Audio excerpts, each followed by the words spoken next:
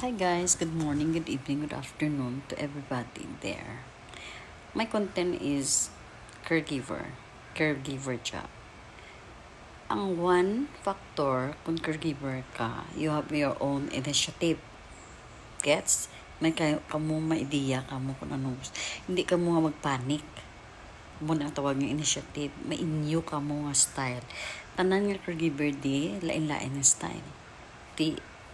Presentation nyo na, especially sa mga pagkaon, namin ang presentation nyo. Very strong ka mo. Kag-obserbaran yung pasyente. Okay? All patient, every individual na patient, lain-lain sila mga case. Di kinanlan nyo na iya, mag-observe, magkinanlan. Kinanlan may mga experience ka mo, at least balaan nyo kung anong sabat. Kaya hindi tanan ng pasyente mabait. May mga weirdo man. May mga combative, may mga mga denial. Most sa mga pasyente, tadiday mga tigulang, mga denial. Ipiling nila kasarang pa sila actually hindi na get. Pwede i-apply nyo na sarili nyo nga positive ka mo, strong ka mo, kapakita nyo sa pasyente nga mayroon kayong knowledge about caregiver. Hindi ka mo nga sila nga do bala mo makita na nila nga ay may idea na siya, may na siya, makadepend sila sa imo. Amo na tawag nila nga lang ba nila nga as a caregiver, I'm the skill. Amo na ako ni sulat ito sa akong sa akong nga motto ko sa life ko. Dedicated to my job and hardworking. I can handle all types of work related to my pressure and prioritize my tasks and comfort of my patient. Amon ang ginsulat di para ni sa aton nga mga caregiver. I-prioritize nyo ang sang pasyente. Ang comfort nila. Muna importante. Tapos, ang advice ko sa inyo guys, kilanlan, hindi ka mo magpili, kaya nagigigil kung may mga caregiver nga mga matamad, hara lang tanan-tanan sa cellphone, wala sila limpyo, slide nga limpyo. Hindi na iya, may job mo na iya. Bisan sa agency pa ka mo ya, bisan direct or hindi sa agency, manglimpyo gi ka mo ya sa area sang tigulang, especially sa ila, mismo, encourage mo, educate nyo ang pasyente nga maglimpyo.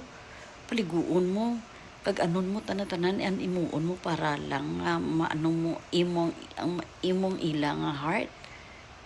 Kag kung mag-heal man ang pasyente, advice ko sa inyo, di nyo man pag-respect na heal. Kamo mismo, dukulang kamo, nga doon namin uyapon ng response sa ila.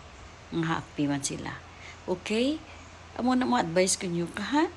Amo ng content ko, caregiver is always assertive. Minsan ron anay bago mag-react. Ang amo ng advice ko sa inyo. Kag hindi ka mo mamili sa obra. Kung may obra, go ka. I-evaluate mo muna ang obra kung kaya mo. Go. Hindi nga mamili. Tanan kita ni wherever you go in the country ng caregiver. Maluoy ka mo. Hindi nyo papakuyaan ang Pinoy. Okay? Ang na-heard ko sa tanan ng mga pasyente ko, ang Pinoy and the one of the best caregiver. Ay kapag may love sila mo, ang culture na to, hindi ba, love and care sa mga elder ta, and respect. The most important thing, don't forget to respect them. Hindi po kalipatan. Hindi nyo pagyumatun ang ang pasyente. Damo di caregiver, gaya mo at sa mga pasyente. Be careful. Ang mayo lang po, hindi makita ako. Kita nga duwa inaway.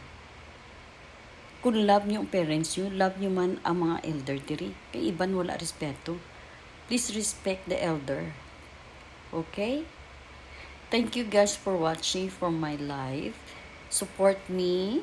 Thank you very much. God bless you everybody and good vibes. That's my content. Caregiver is the most important thing sa ila is love sa mga patient. Love your patient. Okay? Coordinate ka sa mga pamilya, sa member of the family kung di mo kaya. Okay? Love you. Bye.